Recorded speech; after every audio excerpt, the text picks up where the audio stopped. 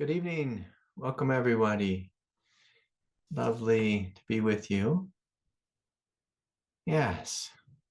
So let us invite the grace of Satsang to come into our hearts, to bless us, to open us more fully, right here in this moment. Yes, beautiful. Beautiful as always to be with each of you. Of course, we have our upcoming retreat next Friday, August 25th through the 27th. And I expect all of you to be there. I hope you're all there. And if anyone can't afford to come, if you have any trouble financially, just reach out to me for a scholarship, and I'll be happy to provide one of those. If you want a scholarship, don't wait until the last minute. And please sign up sooner rather than later. I know there's a rush of people who sign up at the end, and then they don't get their link, and then they're emailing me when I'm trying to teach. And so please just take care of all that in advance, and we'll be happy to have you. We'll be happy to have you. And this is something I say often about retreats, is often there's little dramas that happen right before our retreat and right after. And both of those tend to be like little tantric test points to see what you're made of, to see if you're really committed. And this is actually true anytime in life that we're about to step into something bigger. Life will come forward and just give us a little test and see, do you actually want this? Do you want this? I can remember the first time, I started training with Brazilian Jiu-Jitsu. On the first day, I was injured, and it would be very easy just to say, nope, this is too hard. Like, I'm not going to do this, and quit. In fact, in one way or another, I actually did have this happen about 10 years ago, maybe even longer. Maybe it's like 15 years ago. I tried Brazilian Jiu-Jitsu once, and my friend owned the school. He beat me up really bad. That's just like, geez, this is for the birds. And so I just walked away. I was like, I'm in too much pain. And I came back, 10, 15 years later and tried again. The same thing happened. I got hurt by a different friend. But as I listened to my heart said, keep going forward. And again, it would have been very easy by that little drama to say, oh, life is unfair and this isn't right. Everything should just be in some endless flow state. And, we have all these myths in life about how easy everything should be. And I have no idea where we got this myth from. I have no idea where we got this idea from, that life should be easy, the spiritual path should be easy, that everything should just be this giant, eternal, flowing space of just everything going our way. And I hate to burst anyone's bubble, but that is not the planet we incarnated on. It's not the realm. This is a realm of evolution. This is a realm of challenge. This is a realm where your soul is tested, where your soul is given a great opportunity to grow. And I've heard this story. It's a very similar story in different traditions. The story of the angels, and often human beings think of angels as these great beings of light. And boy, I wish I knew the source of the story, but I've heard it from, like I said, a couple of different traditions. But that the angels actually bow before us. They actually bow before our souls and our strength and our willingness to show up to a planet where we can grow, where we can be challenged, where we can evolve. And in this particular stories that I heard about the angels, they're just eternally cheering us on. And they bow before us because they really aren't challenged in the same ways we are. Like, to be a human is a great challenge. A great challenge. And when we know this, when we come to expect it, we can walk the path with a radically different attitude. A radically different attitude. And so for tonight's little meditative inquiry practice, I'm going to have us close our eyes and gently feel into our bodies and just noticing, am I tense anywhere? Can I soften? Can I relax? So you can just gently scan the crown and the forehead and behind the eyes, the jaw, the back of the skull, and just notice if there's any tension anywhere. We're softening, letting go of any tension related to egoic identification, and giving ourselves permission just to step back into a greater space of divinity. So we'll scan in the throat chakra, just noticing, is there any heaviness in the throat or any congestion? Sometimes there's an energy of holding back or shutting down. And again, we're opening together.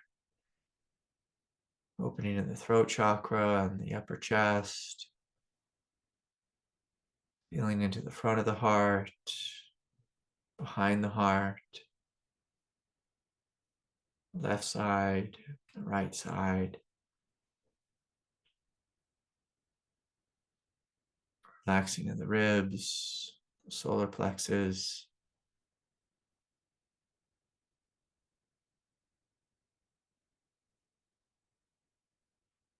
Feeling this quiet strength in the hara.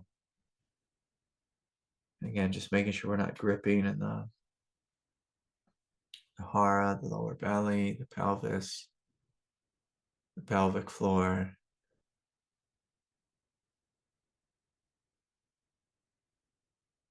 And totally letting go of the legs and the feet, the arms, the hands.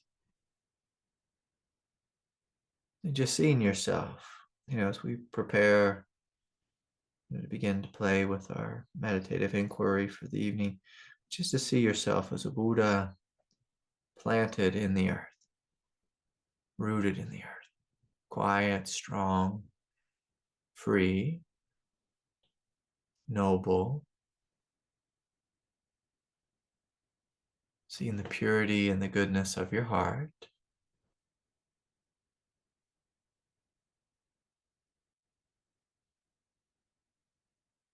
And from this space, just in a lighthearted way, I'm going to invite you just to look and see, reflect on your spiritual life, on your path.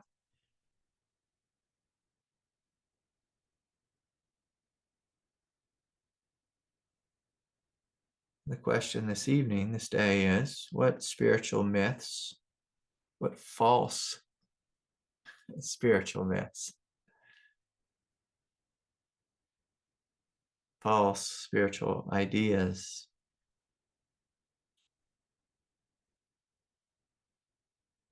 have you come across thus far on the path?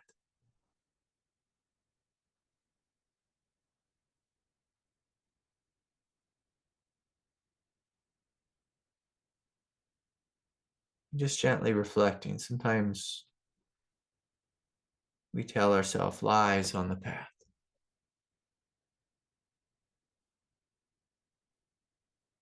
And a lot of times we tell these egoic lies. When I get there, I'll be happy. When I'm rich, I'll be happy.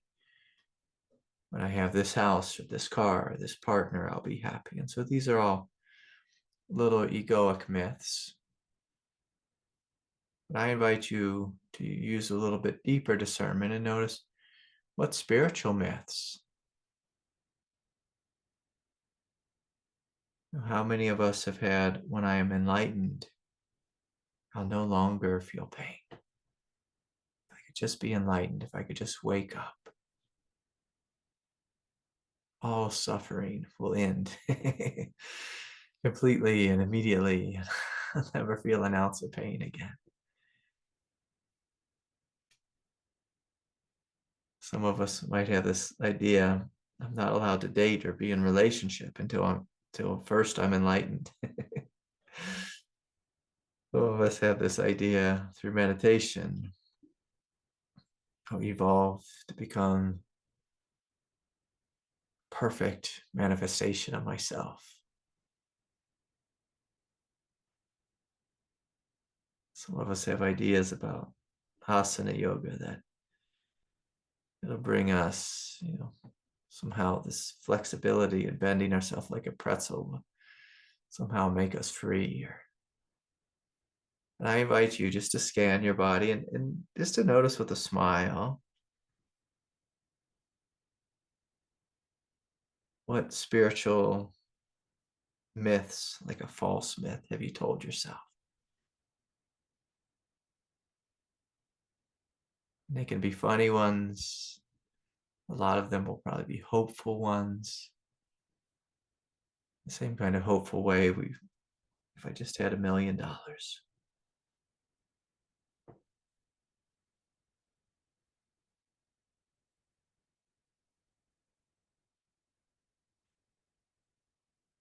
And so can you look inside and can you smile a little bit as you burst the bubbles? And can you join me in standing in the truth? The truth tends to be a little bit colder at times, less naively hopeful. Now, of course, I'm going to encourage everyone to continue to have faith and trust and to continue to go forward.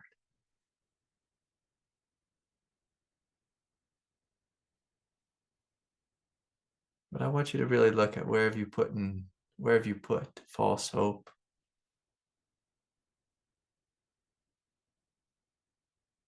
Where have you gotten really confused? Sometimes we chased after Guruji, some great Indian teacher, sometimes some great yogic teacher from the West, Nondual teacher. Sometimes we had hope if we just went on one Adyashanti retreat, we would completely be awake and enlightened.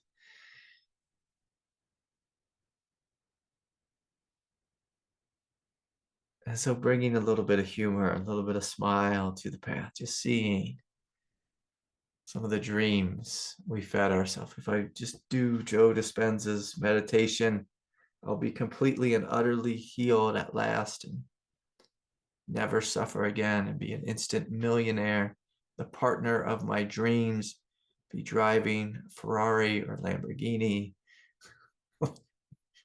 I'll have 1 million clients and followers. I'll be the world's greatest healer. Whatever it is, I invite you to see with a smile, a smile, what false myths we've told ourselves on the path. And just really bringing these into the light and allowing the bubbles to burst.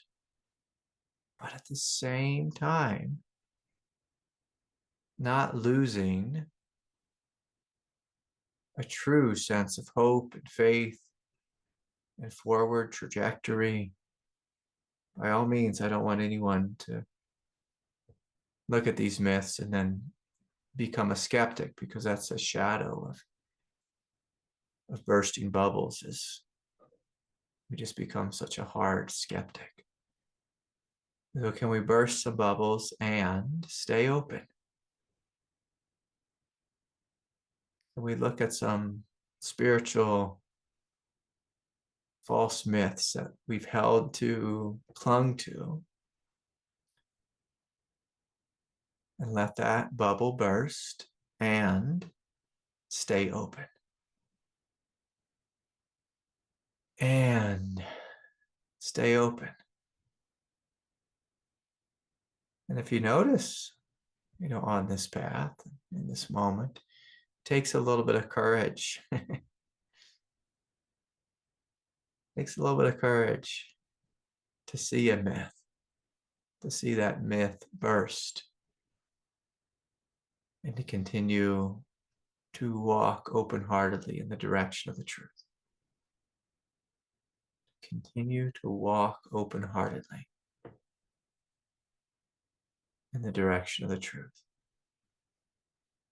And so maybe we'll flip the question a little bit and just see, have there been places on the path? Have there been failures on the path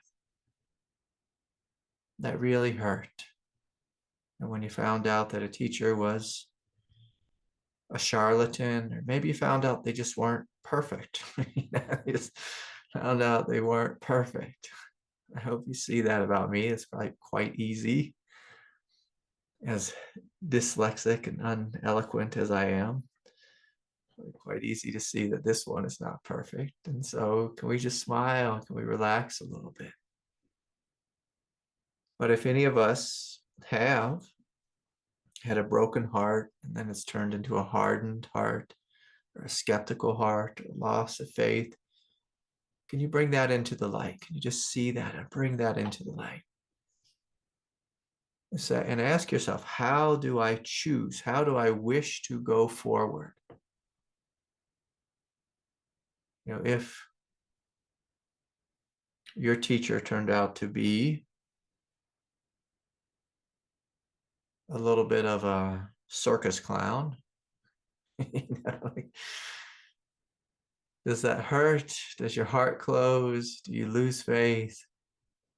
Or can you give yourself permission to grieve and forgive them for being human, just like you,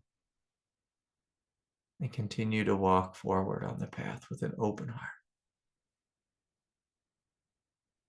Despite your teacher's failure, or your own failure, or maybe we read a book on manifesting miracles. It didn't work every time. Maybe it worked a little bit, 20% of the time. But can we continue to smile and open and trust that this world is not a perfect world? This world is an evolutionary world. It requires a lot of forgiveness, a lot of course correction, a lot of letting go, a lot of cutting loose that which is obsolete. And so again, just breathing and feeling, opening, smiling a little bit at all the different ways we've been deceived on the path.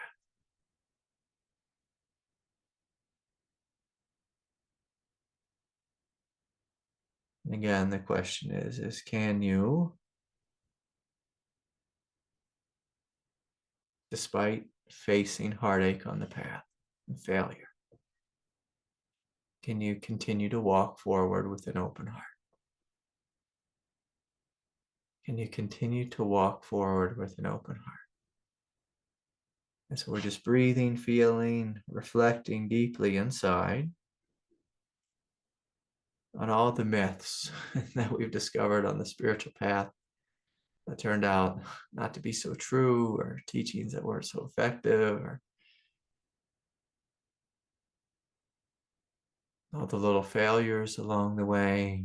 The times our teacher dropped the ball, our spiritual community dropped the ball, our spiritual friends dropped the ball. We failed to pull off the utopian society and have the mass awakening on 2012. Can we smile and relax and trust that despite failures, despite heartache, despite running into some myths, some false myths on the path, that we can continue to choose to go forward with an open heart. With an open heart. And so again, as you feel a little bit more deeply and fully, as you feel inside, I invite you to ask your heart, what myth do you need to let go of? What expectation, might even be a better word, do you have to, would you be willing to let go of?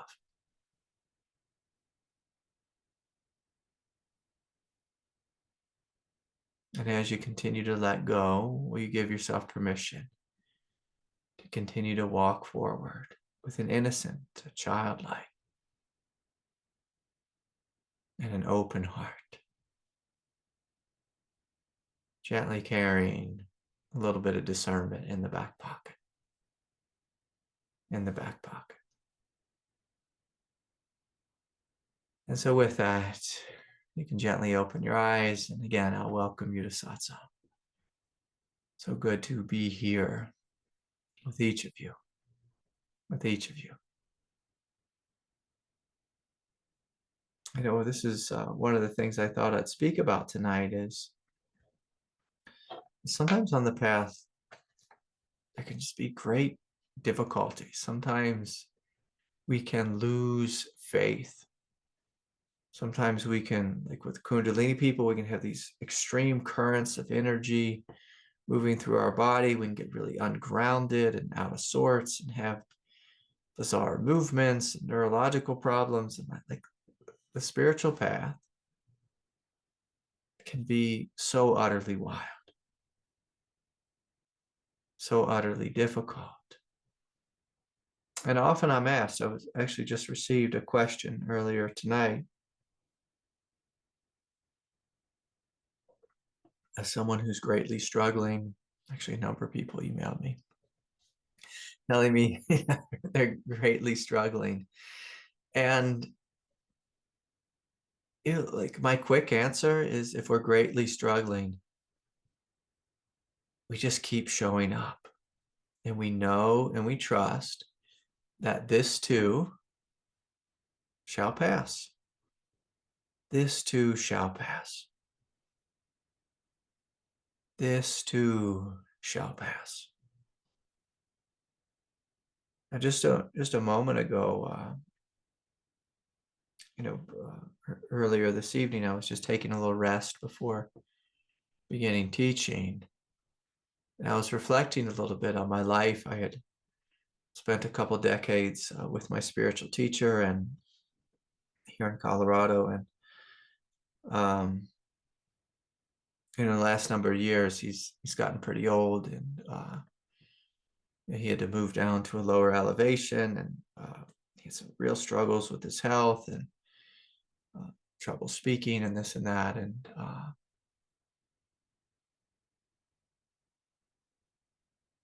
I was just reflecting on just all the years I had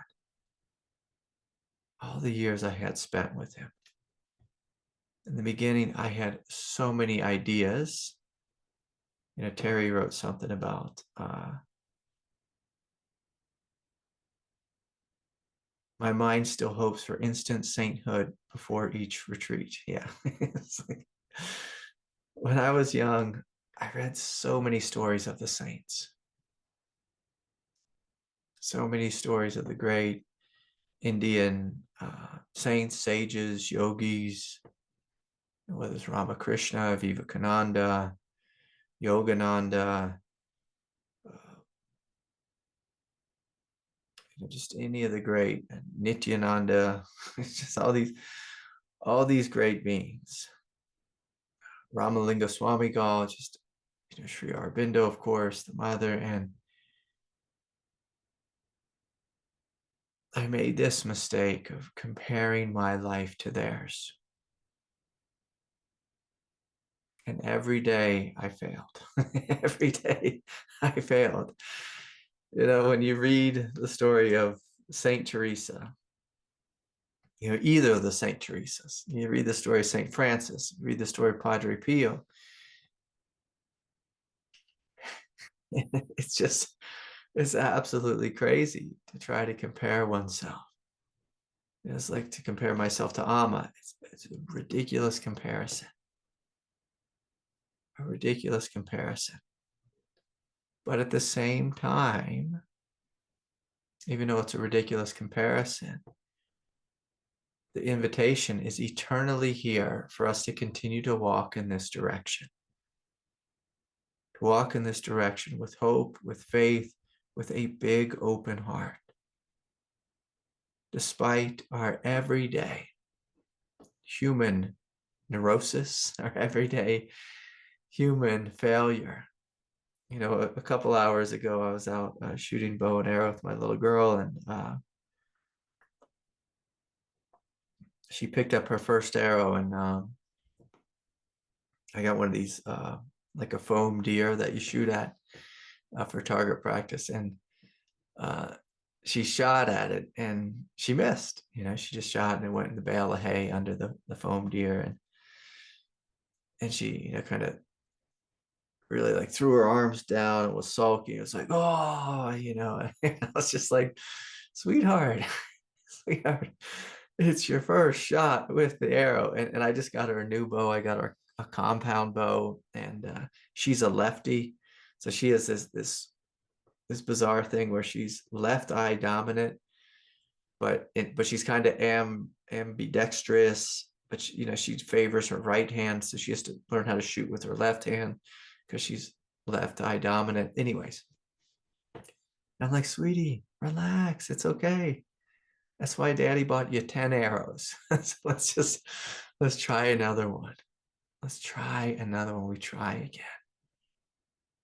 And out of that 10, you know, maybe she'll get, you know, one or two, you know, in the right, the target area of the deer. And so that's going to be like the lung and the heart area. And we have regular targets too. We just thought it'd be fun to practice on a big foam deer. And so, you know, it's like she's shooting at 10% or like 20%. And that's okay. That's okay. I'm like, sweetheart, you're a little girl. We're just getting into compound bow. It's new to you. It's new to you.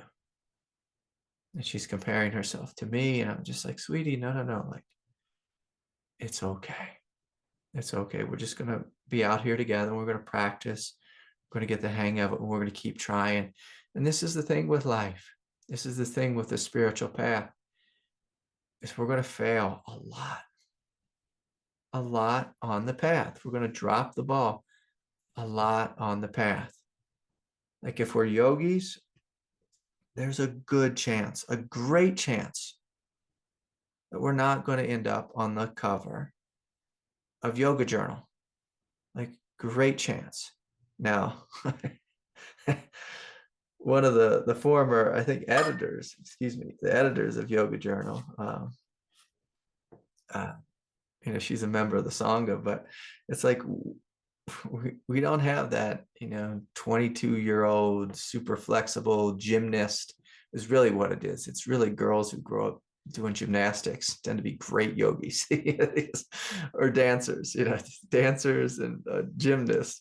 And they're just super flexible. So they get on the mat, they get a 9 out of 10 every time. Me, and I've been doing yoga for 30 some years. I still get a 2 out of 10 for my yoga practice. And so it's okay. It's okay. Meditation practice, though, you know, I do pretty good in that world, but you know, it's okay. We just keep showing up. We keep showing up. We keep showing up. Now, we might not meet the expectation of our egoic mind. But what we do meet is the expectation of God. Because the more we walk on the path, the more God walks through us, the more God wakes up in us and as us, as the very consciousness, as the very light, very spaciousness, and peace and compassion of our being. And so each day we walk, we are surrendering and giving of ourselves. Giving, surrendering that which is obsolete, surrendering that which is limited, surrendering that which is false, that which is confused. And for some people, they get on the spiritual path with these, we get hooked by these grand sales pitches. These grand sales pitches of instant enlightenment, of I love the people who are teachers of manifestation, because it's all about making $1 million right away and having the partner of your dreams and all this kind of thing, and the big house on the beach. And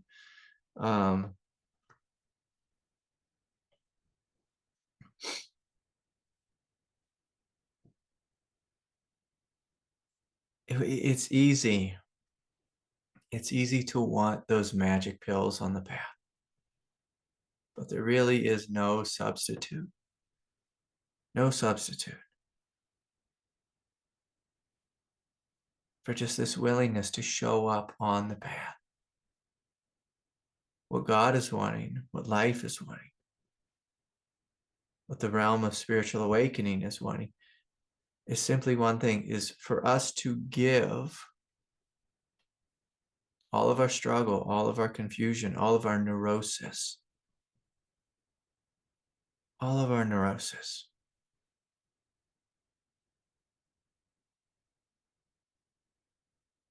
back to life.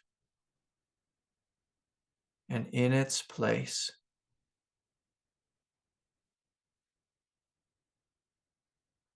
to be this spacious emptiness.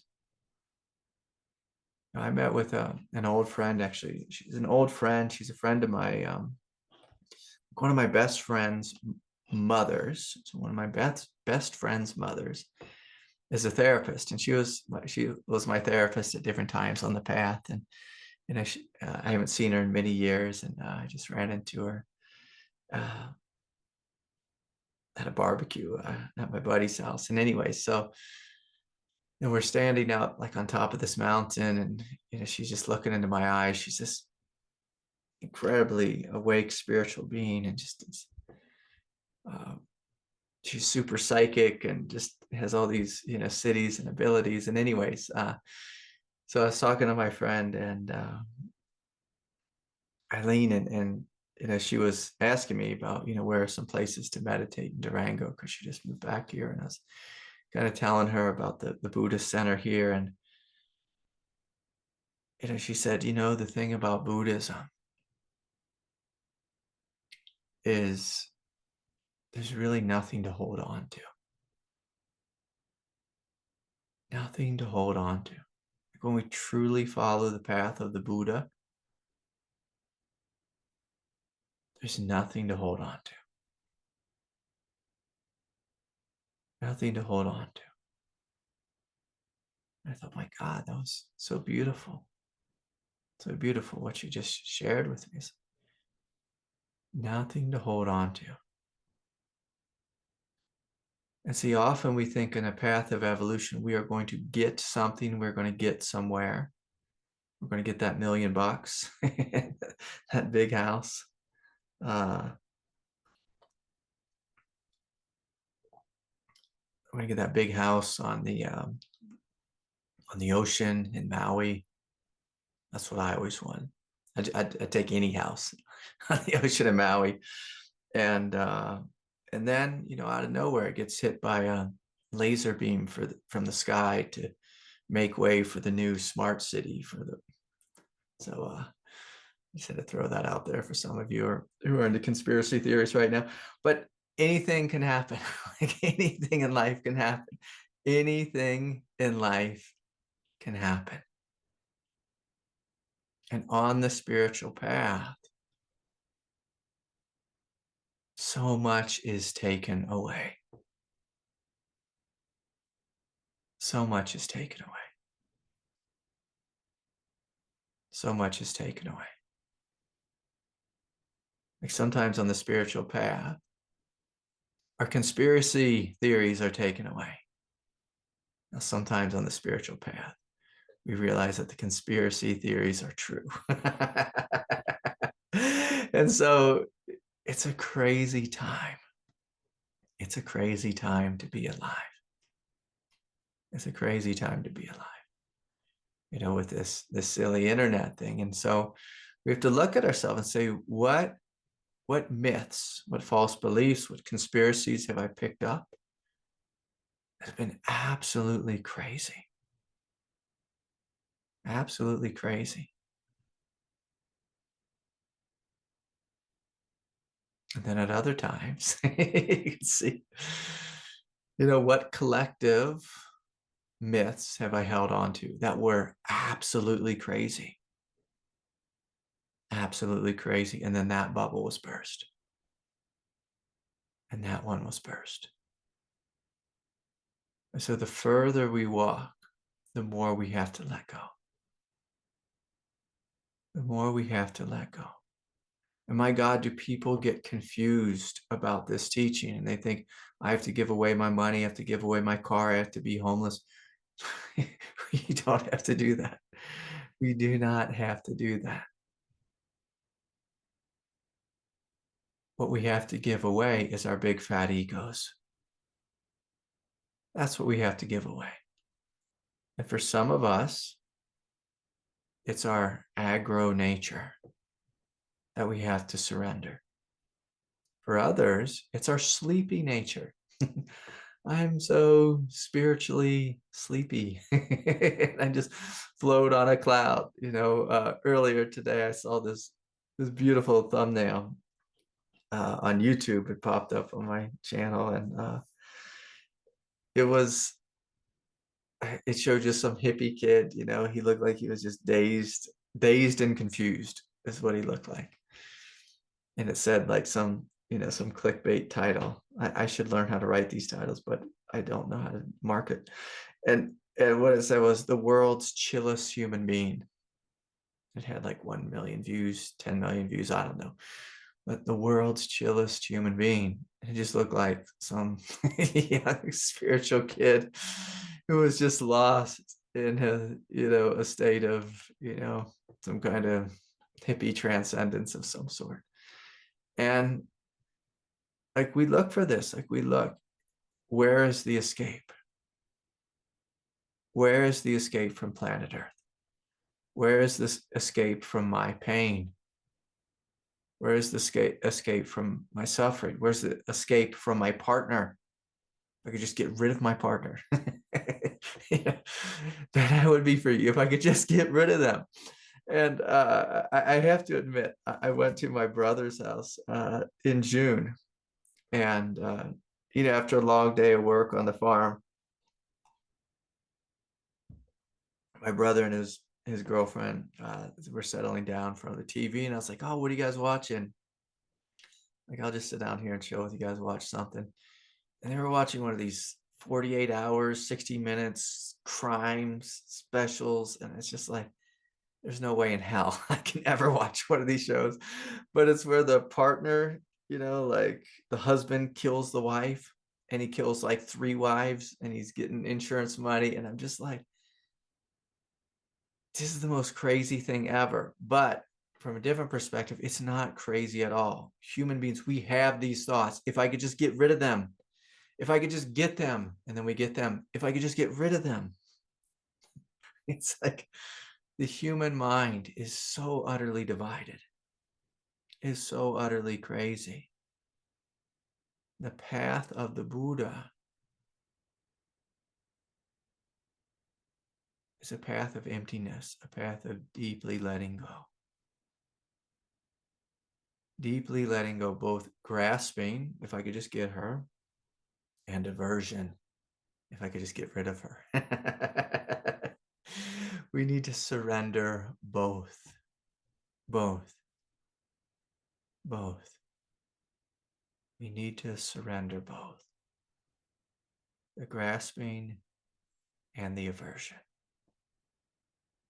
The clinging, the neediness. And of course, because I teach a tantric path, Like the way we surrender neediness is through loving ourselves more fully and completely. The way we surrender addiction is through you reclaiming your power and loving yourself enough. Loving yourself enough. The greatest act of love for an addict is to say no to that which is untrue.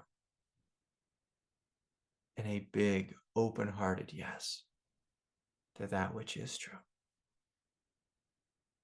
Saying yes to that which is true.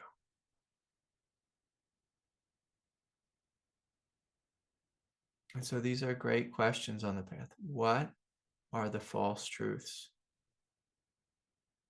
that we've held on to? What are the false truths? And which ones are we ready to let go of? And are we willing, part of waking up to a true spiritual maturity is letting go of all the quick fixes, letting go of all the BS, and just acknowledging I'm here for the long haul.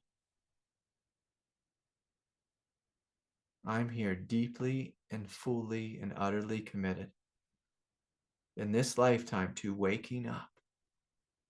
Whatever it takes, I'm willing to give.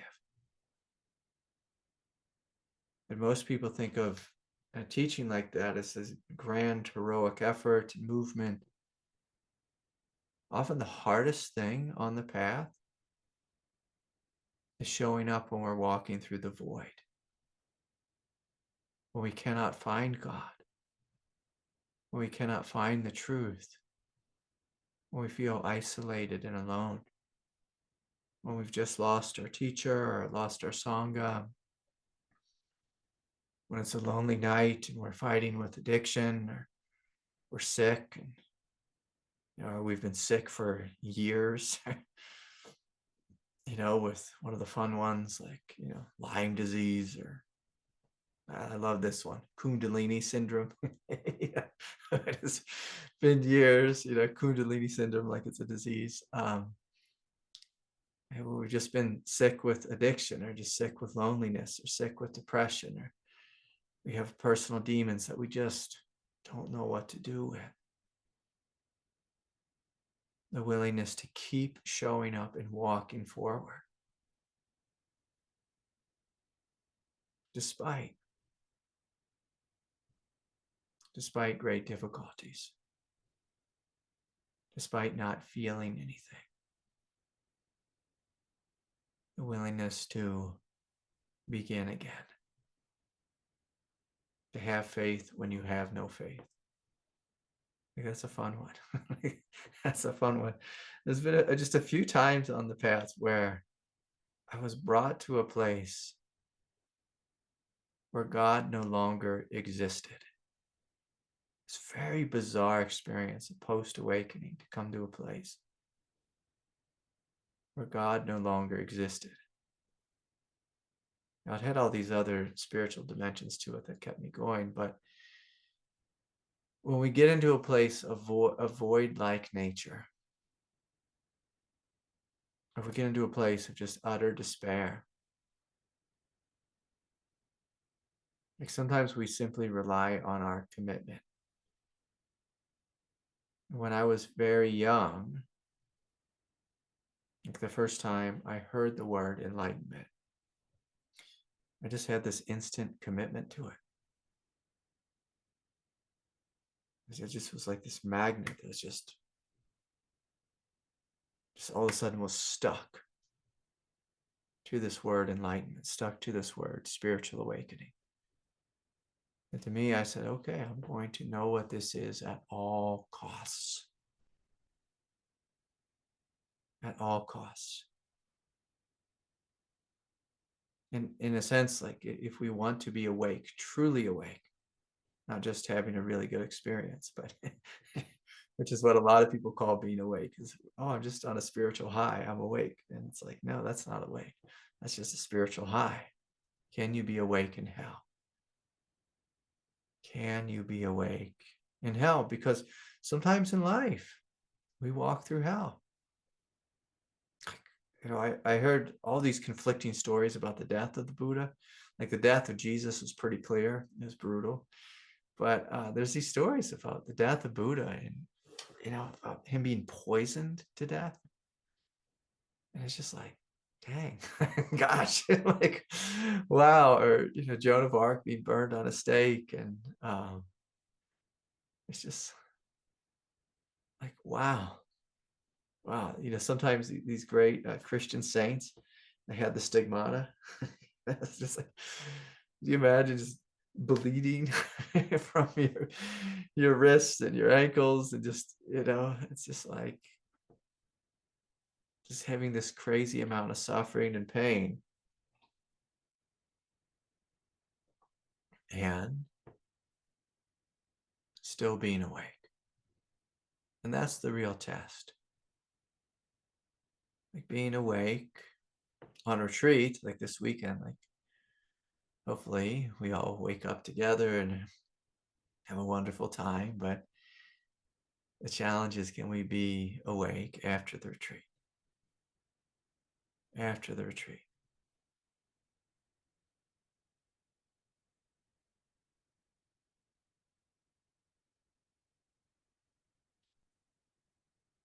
Someone reminded me on my last retreat at Kripalu that, they said something great. I can't quote it because I can't remember anything, but it was something like, meditation isn't about having some particular experience. It's about being able to be with whatever experience is here. And that's really what the state of freedom is the willingness, the ability to be with whatever is here. Whatever is here. And I had this hilarious thing. Maybe y'all might not think this is hilarious, but I think it's hilarious. But after the retreat at Kripalu, they sent out these review forms, and people wrote these just incredible reviews about me as a teacher and what a great retreat it was. And I thank you if you wrote one of those.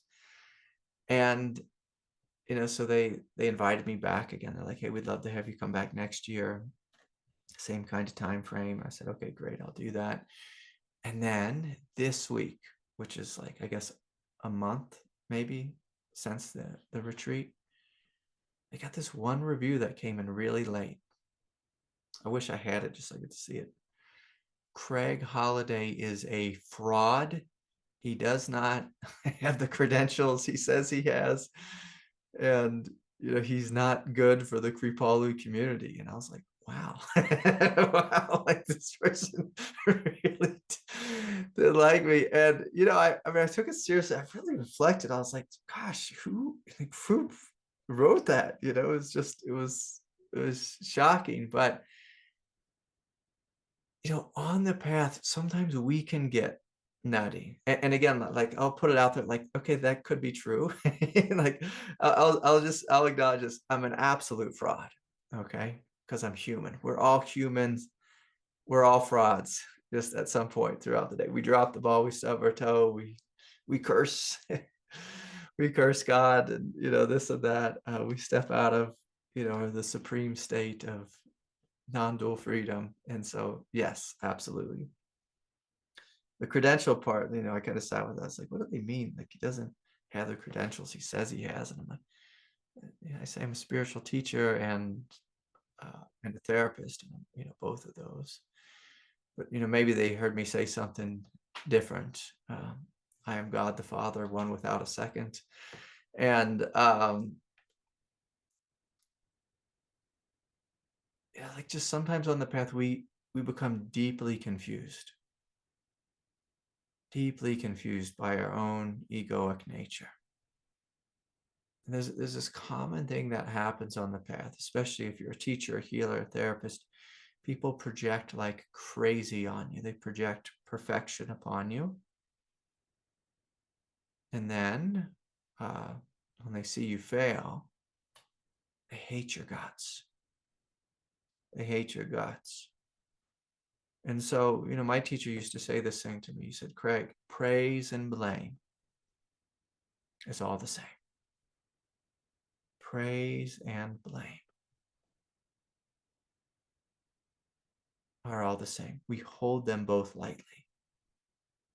We hold them lightly. And so if, Kripalu didn't ask me to come back, I'd say, okay, I understand. I understand. I'm human. I might not be what you're looking for. I understand. No problem. They want you to come. Okay, great. I'll be happy to come. I hate your guts. You're the best. Okay. Okay, I understand.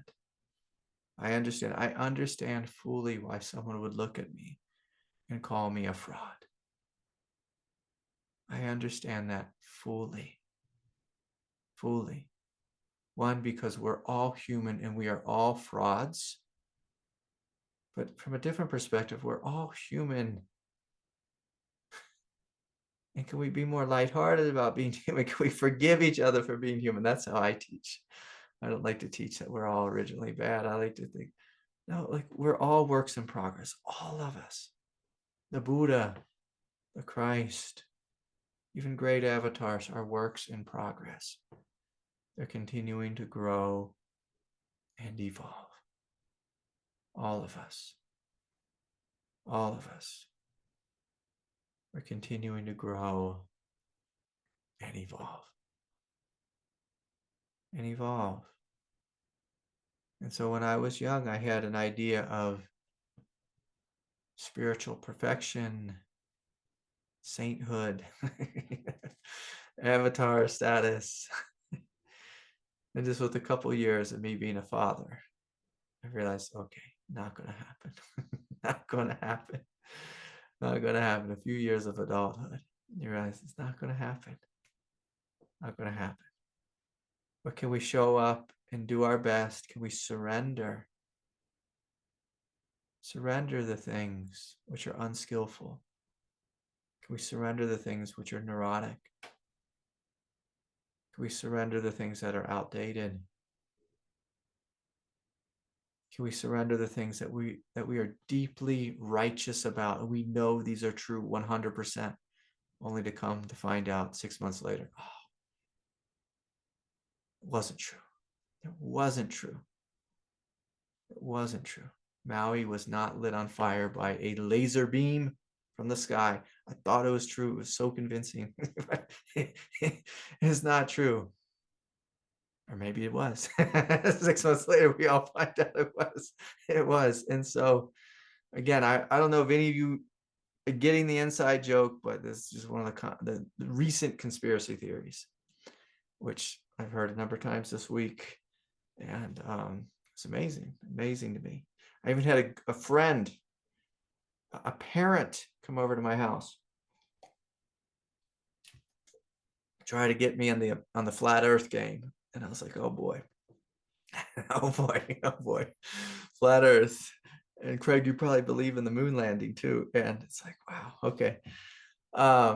Some things I just don't have the bandwidth for. I just don't have the bandwidth to deeply investigate some of these things. But of course, there are all kinds of dark forces here on planet Earth. All kinds of, and really what a dark force is it's almost always just confused human beings who have issues with power. That's all it is.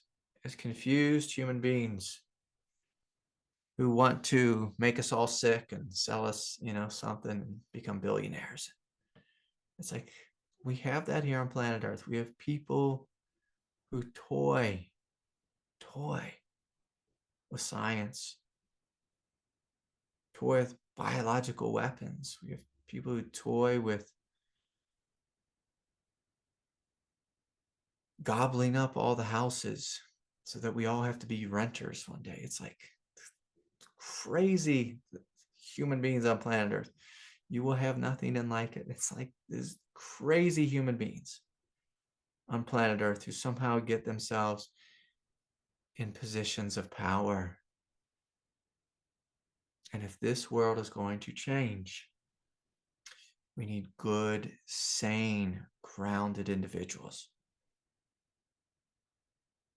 Good, sane, grounded individuals. Empowered spiritual beings who are not lost in darkness, not lost in desire, not lost in ego trips, not lost in power struggles. And so the great question is, where are these leaders? Where are they? Where are they? And so if this world is going to change. We must grow. We must take charge. Take charge of our lives.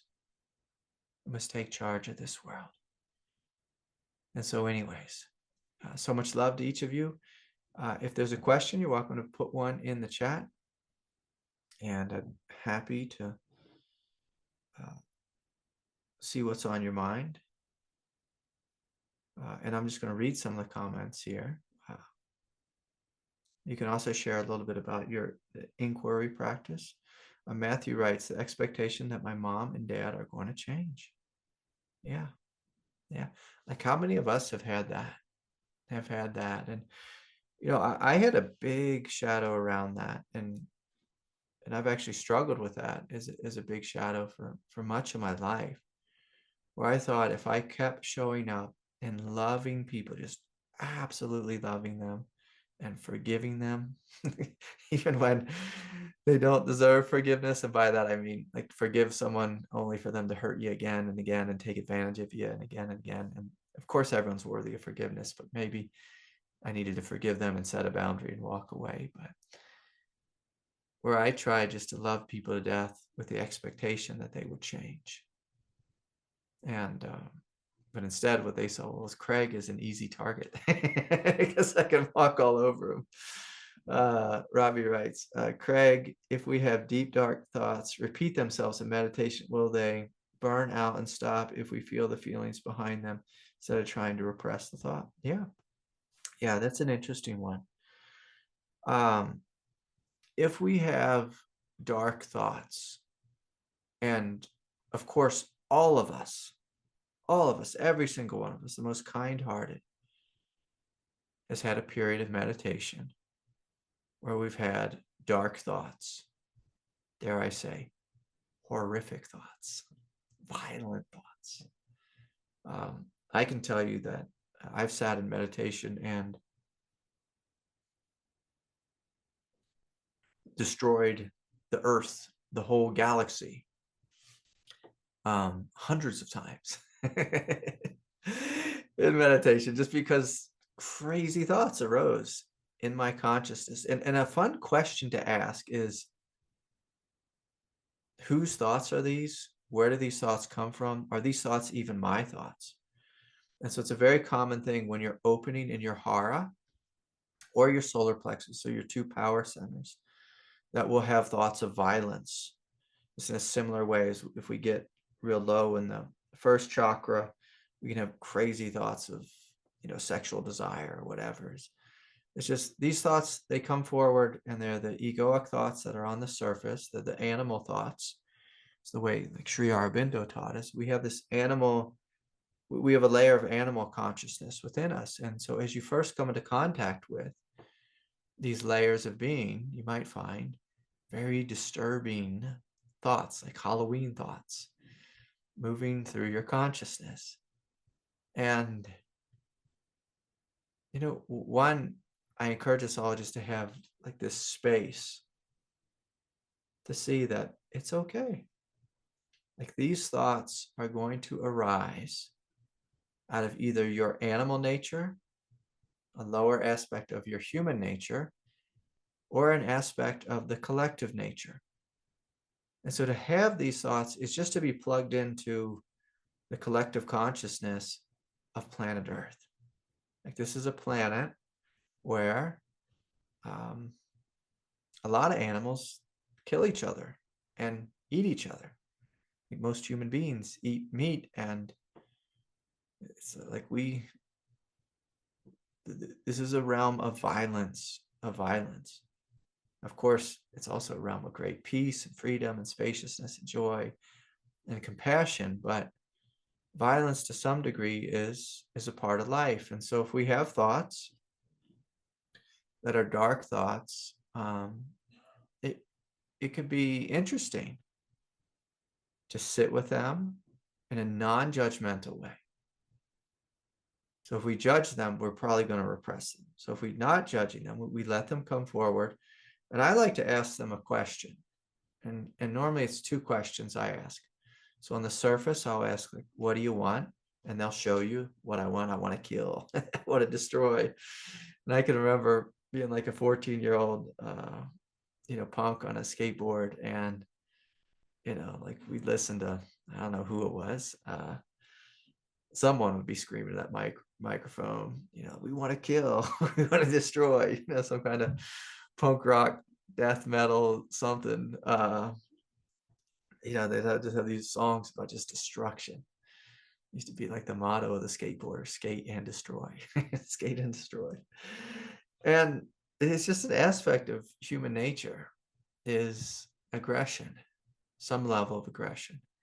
And not all aggression is bad. Like there's times in life when we need aggression. Like if a bully comes to you, actually last night, about 2 a.m., I had a 300 to 400 pound bear at my house. And, well,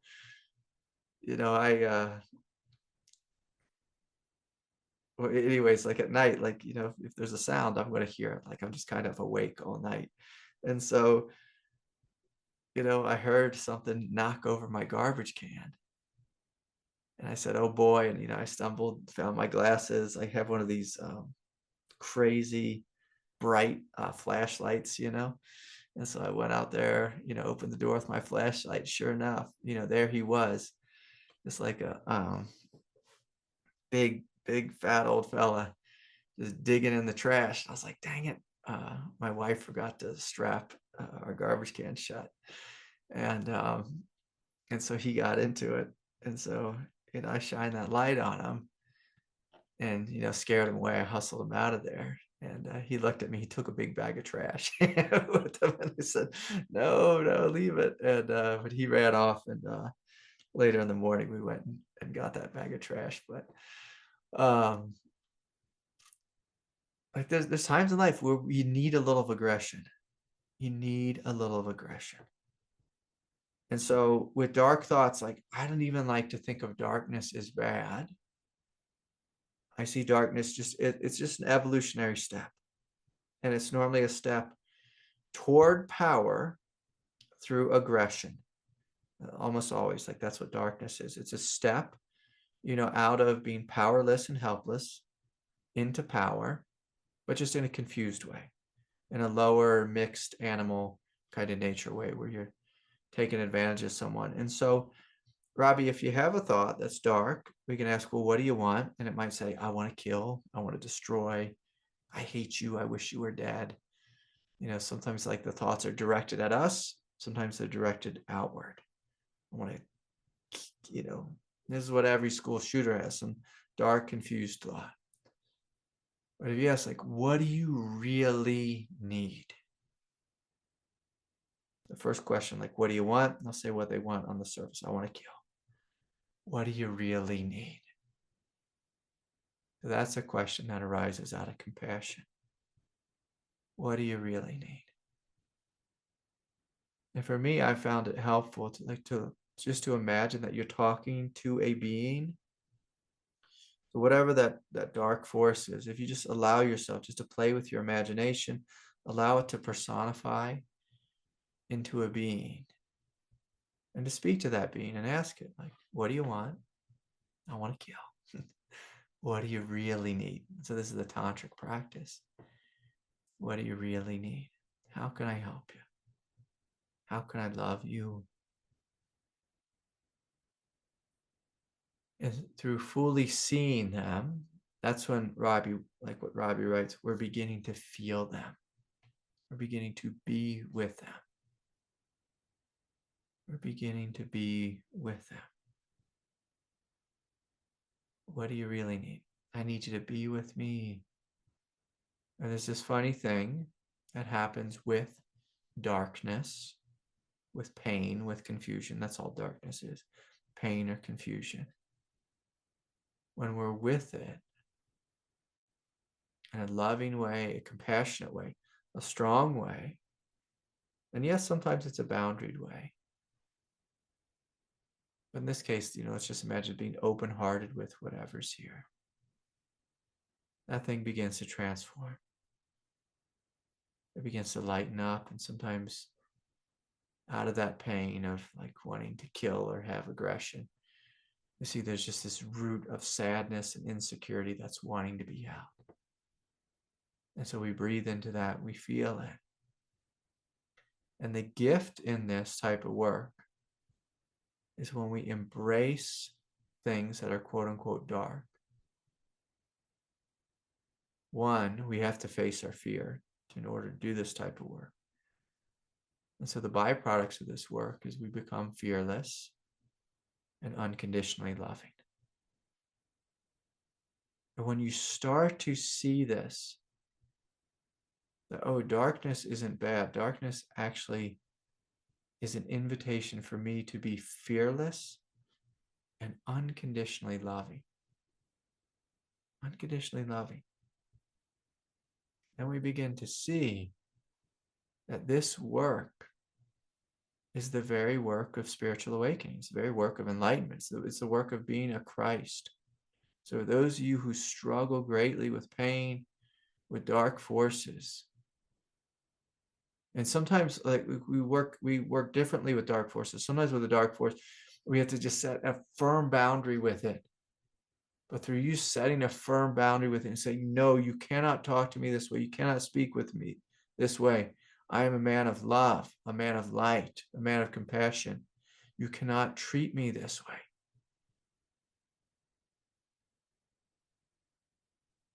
You step out of fear. You step out of being victim.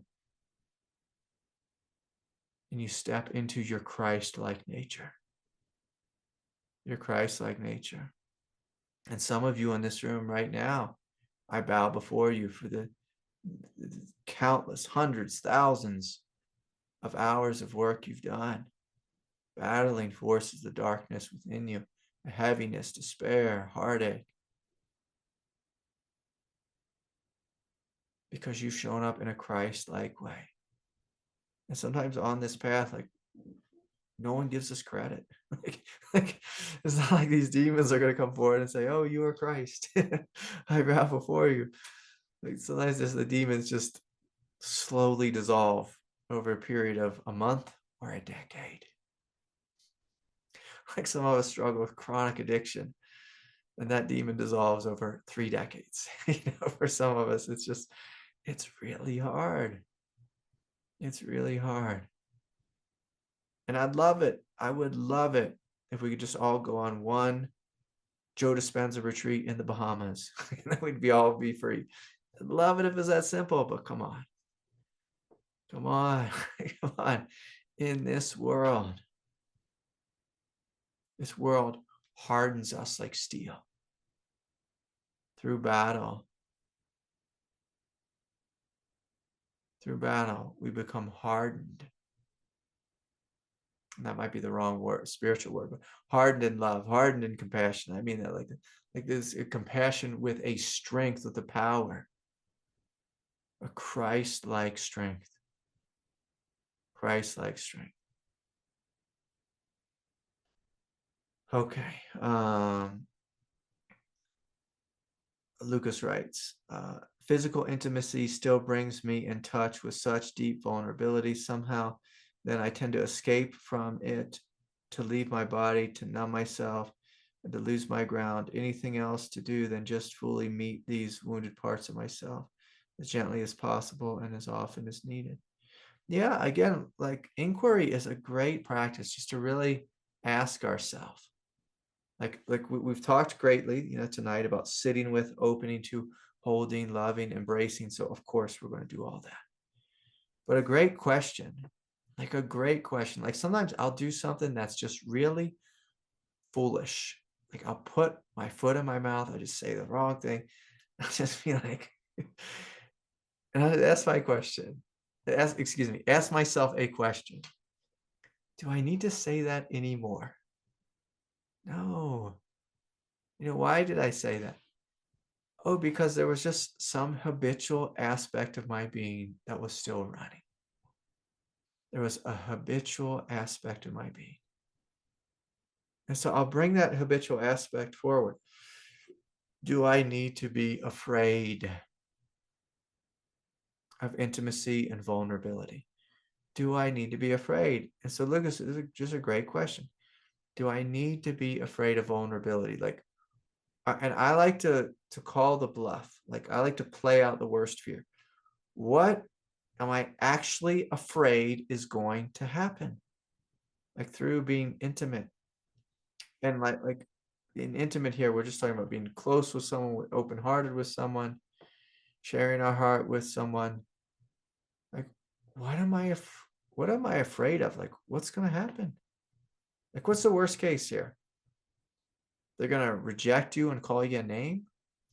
Oh my God, like, let's say that happens. Let's like I have all these tough mountain man friends, and sometimes they reject me and call me names. And it's just like, it's okay. It's okay. I don't need to go home and cry. It's okay if someone calls me a name. It's okay if someone calls me a fraud. It's okay. I'll look at it. See, like, is it true? Like, is it true? What aspect of it is true? My teacher used to say, everything is true. Just look at a percentage of it. Like, Craig Holiday is a fraud. Okay. What percentage of that is true? Is it 90%? Is it 10%? Is it 30%? And so am I willing to look at it? Am I willing to face the fear of rejection? Am I willing to sit with rejection and just let myself be rejected and just let that burn and see, do I need to run away? Do I need to run away? It's like the fear of vulnerability is almost always a fear of rejection.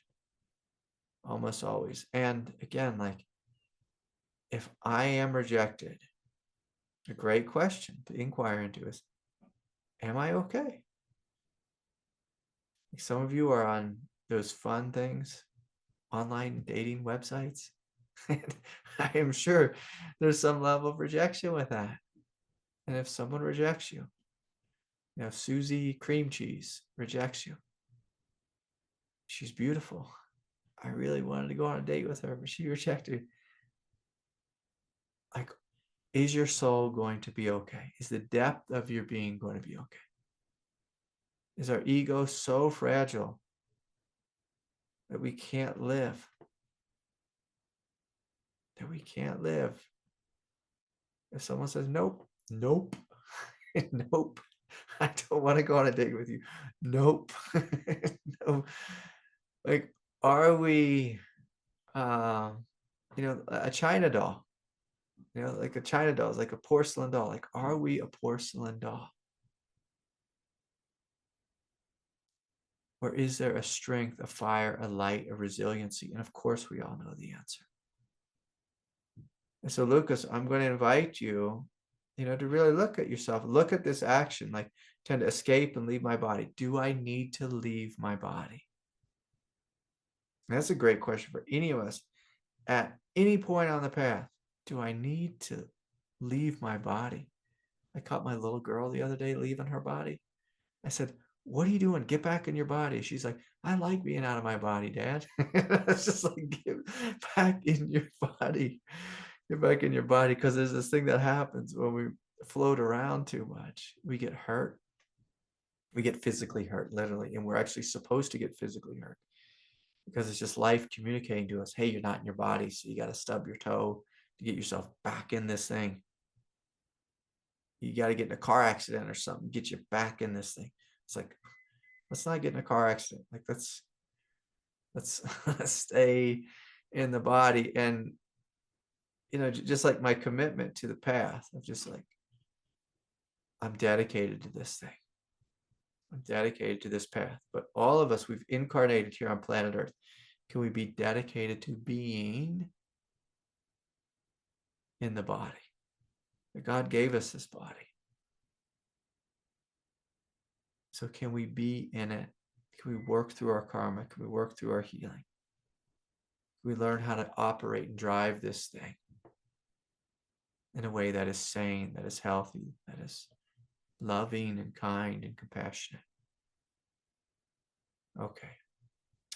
Hi, Craig. After awakening, I was happy, relieved, and yet deeply disappointed at how ordinary having awareness was. No fireworks whatsoever.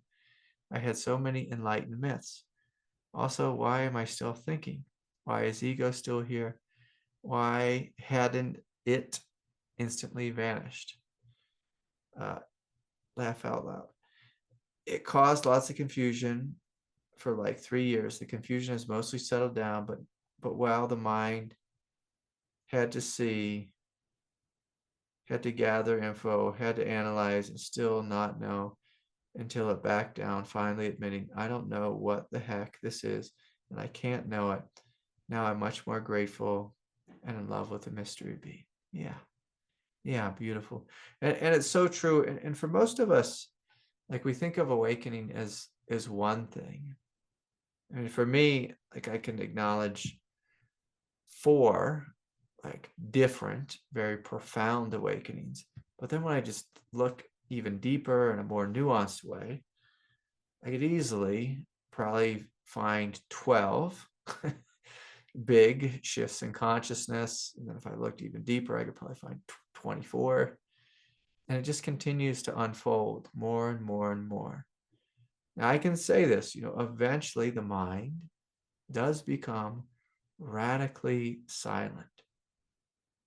And our experience does become radically undivided. But if we're in the stage of awakening where there is still some thoughts of division, like thoughts in general aren't a problem. It's only if there's a division there that it's really a problem. Now, I was going somewhere with this.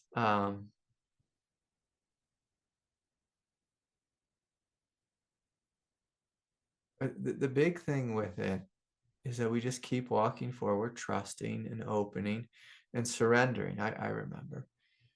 And so we just notice in a very childlike way, an innocent way, if there's deeply disruptive thoughts in us, if there's divided thoughts within us, if there's confused thoughts within us, I like to look at these thoughts, if they arise, not as a problem, not as a sign that I'm not enlightened or not awake. It's simply a sign that something is here that's wanting to be loved, wanting to be seen, wanting to be held. And my God, as long as we are in an evolutionary body, there's going to be something coming forward. Something coming forward. That's the nature of this world. And if we can see this not as a problem, but just as a part of life, and so to be undivided about the evolutionary nature of life means we live a life without resistance. We see it, we meet it with love. The same way if your child came to you crying with a splinter, you'd say, oh yeah, you do have a splinter there. Let me help you. Why don't you sit here in my lap? Let's get the tweezers. Let's breathe deeply. And so we use the sword, the tweezers of enlightenment, of clarity, of compassion, of strength to be with whatever it is. To be with whatever it is. Okay. Oh, beautiful. Beautiful. Hi, Craig. What is the role of a good spiritual teacher? Huh. The role of a good spiritual teacher is different for each person you're with. I was laughing. I was telling this to someone the other day, but some people come to me because they have a question. They're struggling with some aspect of the path, some philosophical concern, some mental, emotional blockage. Sometimes people want support grounding. Some people just want a friend.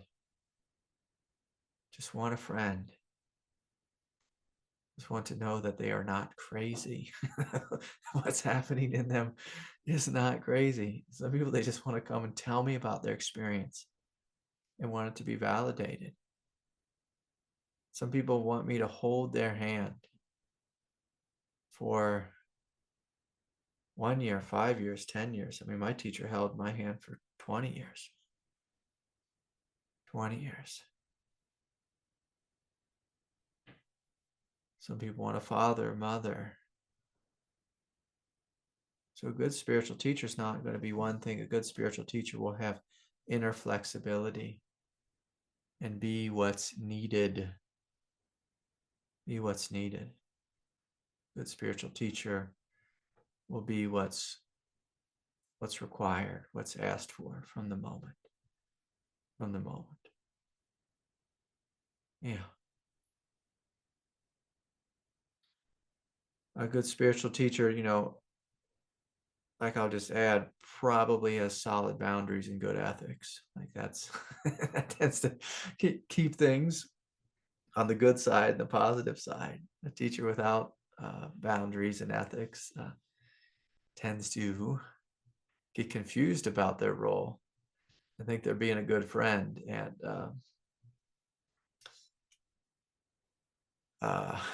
well, I'll bite my tongue there.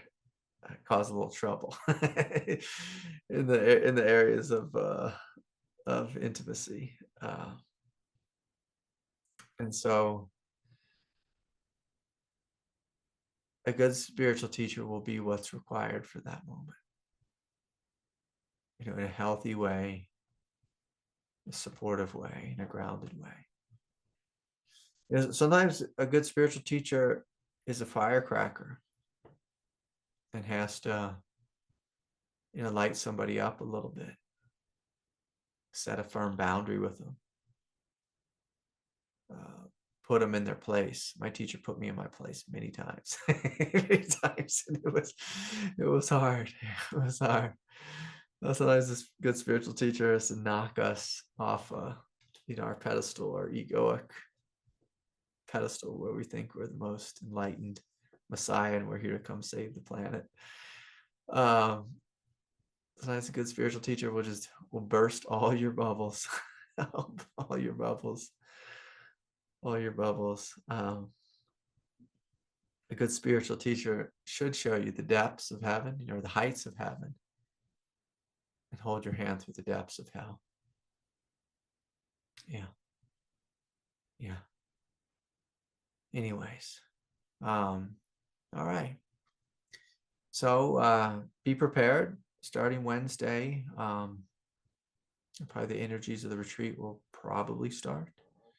Most likely start. And I'm actually feeling some of them right now. And so, be open to this, be receptive, and sign up for the retreat early, get your link. If you need a scholarship, please come. The retreat is open to everyone. So please come if you feel inclined. And let's just do this before we're done. We can close our eyes and let's open our hearts more fully, inviting the Divine Mother to more fully guide our path, to throw out which is false, to throw out which is obsolete, and yet at the same time to fill our hearts with great love, great passion, great commitment, great strength, great love, great compassion,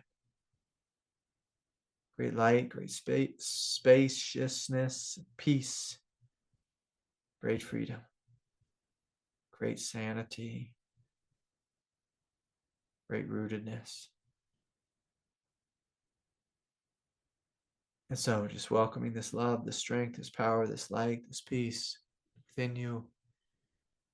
And with that, this Mass has ended, and let us all go in peace. So much love to each of you.